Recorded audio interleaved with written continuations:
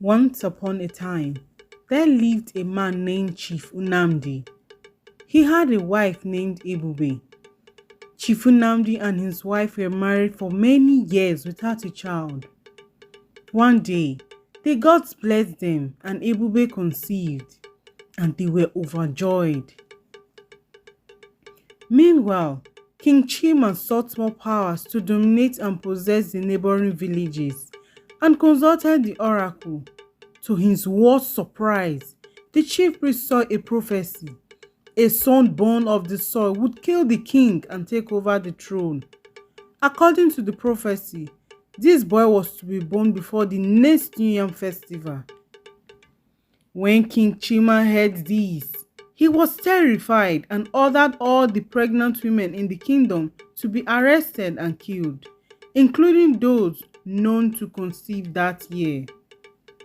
Hearing this, Chief Nnamdi and Ebube were afraid and decided to keep the pregnancy a secret. When Ebube's stomach started getting bigger, Nnamdi told her not to leave the house and to conceal her belly with layers of clothes. They tried to escape several times, but the king's guards were everywhere. So, Nnamdi took his pregnant wife through the forest to the river leading to Agbede, a neighboring village and the enemy of the land.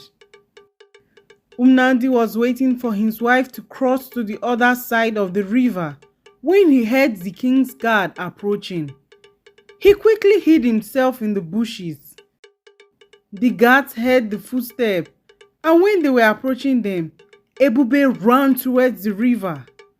One of the guards pierced her with a spear, and she fell into the river, carried away by the current. When the guards left, Nnamdi searched the river area for his wife, but could not find her.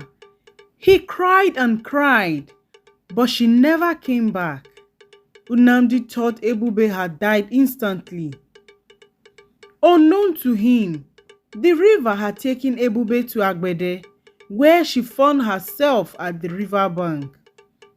Ebube managed to get into the bush, but she went into labor. She screamed for help, but there was no one to assist her. Moments later, she gave birth to a baby boy, but started bleeding heavily. Too weak to move, she tried to scream for help, when suddenly a hunter named Ezioke heard the cry of a baby and searched the forest to find the source. He saw the baby beside his mother. Ezioke tried to help Ebube, but she was too weak. With her last breath, she asked Ezioke to promise that he would take care of her son before she died. Ezioke buried Ebube and took the baby home. He told his wife all that had happened, and she agreed to take care of the child. They named the child Chukwudi. Ezioke and his wife raised Chukwudi as their own child. They never revealed the truth about his birth. Chukwudi grew up to be a very hard-working young man. He joined his father in hunting and also learned about herbs from Ezioke's friend. One day, King Chima attacked Agbede and took over the land. He captured all the men including Chukwudi and Ezioke and took them as slaves to work in the palace. They would work day and night with little or no food. At night, when they were locked in, Chukwudi would start singing. Everyone loved his song, and soon the Princess Uloma started noticing him. She would purposely stay out to hear Chukwudi sing. She grew fond of him and soon became friends with him. Princess Uloma was nothing like her father. She was very kind to people and to Chukwudi. She brought food for all the prisoners, including Ezioke, as the king barely gave them enough food to eat. When Princess Uloma could no longer bear their suffering, she told Chukwudi that she would help them escape and that it would take place in the next market day when everyone was asleep. Chukwudi agreed and told everyone about the plan, and they all prepared. The day came and the prison gate was opened. Ezioke told Chukwudi to go with the others and escape, saying he had unfinished business with King Chima. Chukwudi was worried and begged Ezioke to come with them, but he refused. Ezioke took a machete and quietly went into the palace to kill King Chima.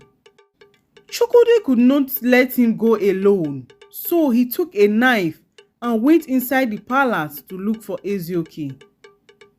When he got there, he saw Ezioke on the floor bleeding. Chukwudi tried helping him, but the king saw him and drew his machete. Chukwudi pushed him and stabbed him in the chest. Immediately, the calabash in the shrine fell and broke, and the chief priest knew that the prophecy had been fulfilled.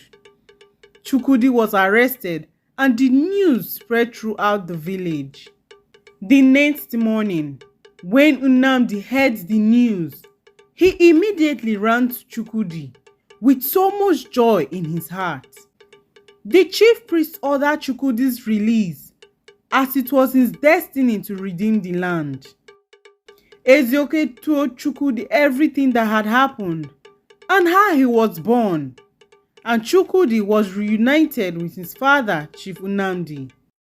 Chukwudi married Princess Uloma, and he was crowned king since King Chima had no son. He united both kingdoms and ended the war and hatred between them.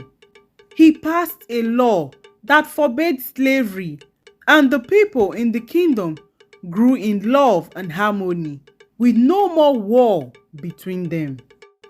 This is the end of this story. The moral lesson of this story is that destiny is powerful and cannot be changed. Despite King Chima's attempt to prevent the prophecy, Chukwudi's rightful place as a leader emerged. The tale also highlights the virtues of kindness, bravery, and the importance of standing against injustice, as seen in Princess Uloma's compassion and Chukwudi's courage. Ultimately, it reminds us that true leadership fosters unity and harmony, bringing peace and prosperity to the people. Thank you for listening to this story. If you enjoyed this video, don't forget to like, subscribe, and hit the notification bell to stay updated with more inspiring stories like this. Leave a comment below to share your thoughts on the story and any lesson you took away from it. Until next time, may your paths be guided by courage and compassion. Take care, and we'll see you in our next video.